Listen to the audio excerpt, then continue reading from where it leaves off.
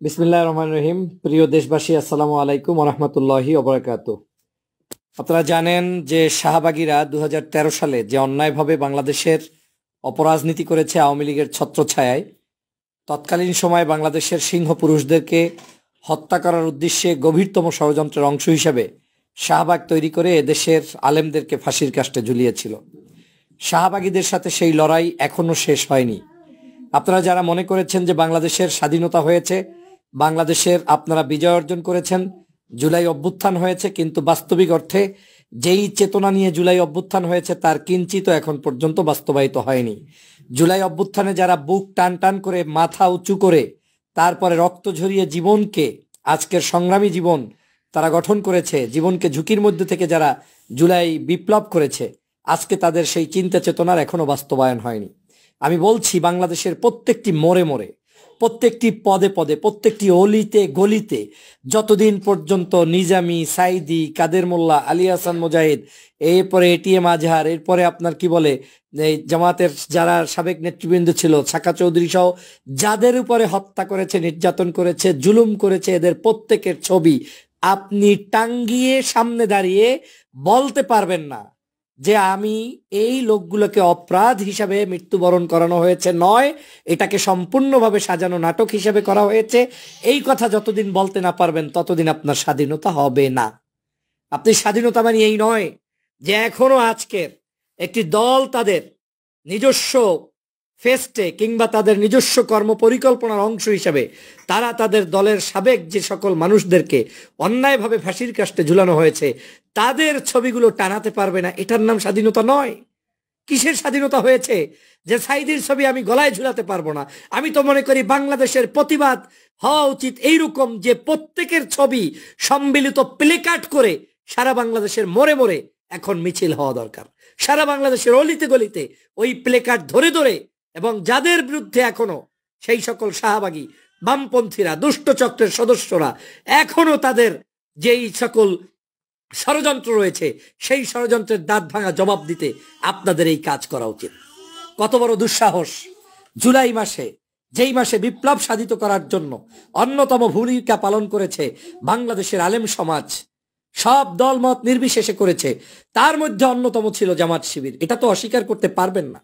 সেই জামাত শিবিরের সাবেক নেতাদেরকে সেই 2013 সালে রাজাকার বলে, আলবদর বলে, আল শামস বলে ফাঁসির কাস্টে ঝুলিয়েছে।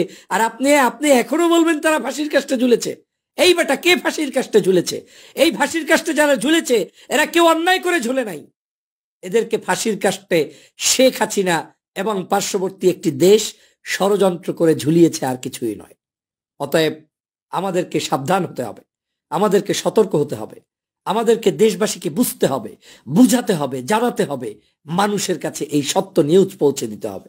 এটিএম আজহার সাহেবের আজকের বাংলাদেশে মুক্তির মধ্য দিয়ে প্রমাণ হয়েছে 2013 সালের এই সকল কাজ ছিল সাজানো নাটক। শিক্ষাঙ্গন বন্ধ করে বিরিয়ানি খিচুড়ি দিয়ে কতগুলো দুষ্ট নর্তকীদেরকে ডেকে এনে শাহবাগে আন্দোলনের নাম দিয়ে যাদেরকে বিচার করা হয়েছে, এটা সঠিক বিচার নয়। আমি এই ছবি প্রত্যেকের ঘরে টানিয়ে রাখার অনুরোধ জানাই, এই ছবি প্রত্যেকটি রাস্তাঘাটের অলিতে গলিতে টানানোর অনুরোধ জানাই, এবং এদের উপরেই প্রত্যেকটি জায়গায় আপনাদের আলোচনা করার আহ্বান জানাই। এবং জুলাই মাস জুড়েই এই আলোচনা হওয়া উচিত ছিল। ছাড় দিতে দিতে আর কত দিবেন? আজকে তাদের ছবি টানাইতে পারবা না, অমুকের ছবি ধরতে পারবা না, একটা সময় আপনাকে কিছু করতে দেবে না। এই দেশ স্বাধীন হয়েছে বেটা, কার ছবি টানাবো কার ছবি টানাবো না এজন্য নয়। স্বাধীন করেছি আমরা, আমার বাবার ছবি, আমার দলের ছবি, আমার নেতার ছবি আমার মতো টানাবো। তোর যদি মনে থাকে ভালো লাগে তুই আরো তোর 50 বাবার ছবি নিয়ে মত্ত থাক, কেউ তোকে নিষেধ করে না। কিন্তু ছাইদি নিয়ে কথা বলবি না, কাদের মোল্লা নিয়ে কথা বলবি না, নিজামী নিয়ে কথা বলবি না, আলী হাসান মুজাহিদ নিয়ে কথা বলবি না, এটিএম কামরুজ্জামান নিয়ে কথা বলবি না, মীর কাসেম আলী নিয়ে কথা বলবি না। একদম চক্ষু উল্টিয়ে দেওয়া হবে। বাংলাদেশের কোনো প্রান্তে যেন ওরা এই দুঃসাহস দেখাতে না পারে।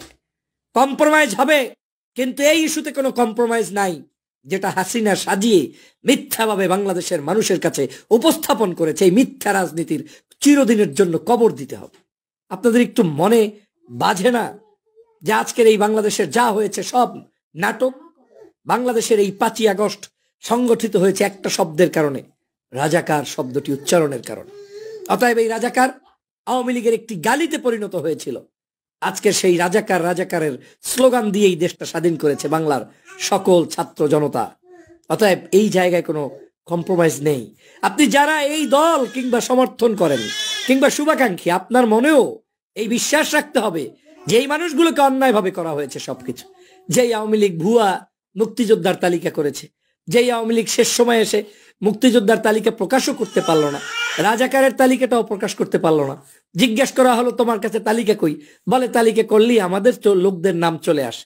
আর ভুলভাল ভাবে যেটা উপস্থাপন করেছিল তার মধ্যে 90% রাজাকার তাদের দলের। এরপরে পরবর্তী রাজনৈতিক দলগুলোর, আর যাদেরকে সবচেয়ে বেশি দোষারোপ করে জামাত শিবির, তারা সেই তালিকায়ও নাম্বার 3 এবং 4-এ অবস্থান করছে। তাহলে তাদের সাজানো নাটক দিয়ে বাংলাদেশের যা কিছু গিলিয়ে দিবে সেটা আপনি মেনে নেবেন?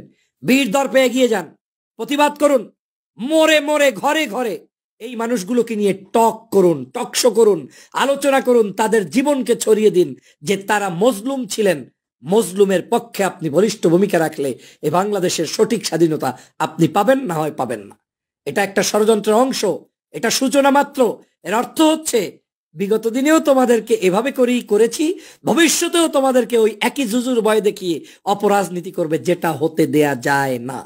প্রিয় সহযোদ্ধা ভাইরা, আসুন সতর্কতা অবলম্বন করুন এবং এই যে শিবিরের একটি আয়োজনকে কেন্দ্র করে যারা এই ষড়যন্ত্রের সাথে লিপ্ত হয়ে তাদের এই মহৎ কর্মটিকে বিতর্কিত করছে তাদের বিরুদ্ধে গর্জে উঠুন, প্রতিবাদ করুন, সত্য বলুন, সত্য জানুন, সত্য প্রচার করুন। সবাইকে ধন্যবাদ।